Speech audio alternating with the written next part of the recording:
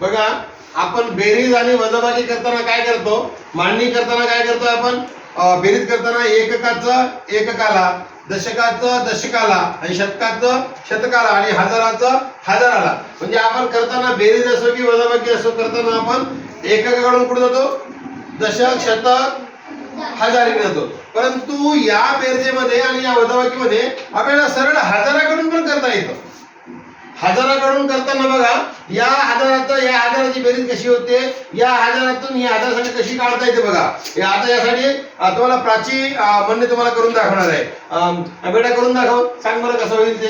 6 अधिक 3 9 लिहायचं कसं 0 9 0 2 अधिक 3 5 लिहायचं कसं 0 5 आपण 9 च्या खाली 0 द्यायचं 0 5 3 अधिक 1 4 लिहायचं कसं 0 4 0 4 6 अधिक 8 14 लिहायचं कसं 14 याची बेरीज करून घ्यायच्या 4 अशी 4 4 अधिक 1 5 5 अशी 5 9 अशी 9 इथे आपल्याला 0 देता येते 0 देऊन आपल्या बेरीज आता आपण वजाबाकी करूया 5 वजा 2 3 लिहायचं कसं 0 3 0 3 4 वजा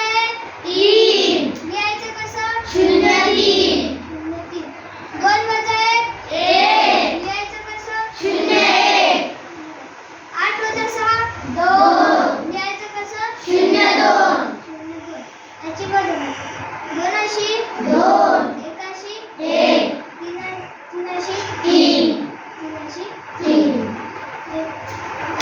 वजाबाकी आहे. बघा, याच्यामध्ये आपल्याला एक गोष्ट करताना पहा, या संख्येला लिहिताना 2 अंकी संख्येत लिहावं लागेल. जर 1 अंकी उत्तर आलं तर आपण काय केलं, 2 अंकी केले. बघा, 5तून 2 गेले, 3 राहिले, परत आपण नुसतं 3 लिहिलं नाही, 0 3 लिहिलं, पण एकक स्थानावर कोणाला लिहिलं, आपण संख्याला नेलं. आणि असं जर करायची मांडणी जर शिकेली तर याचं उत्तर एवढं येते. म्हणजे आपल्याला हजाराकडून जरी आपण वजाबाकी करत गेलो तरी आपल्याला उत्तर चुकत नाही.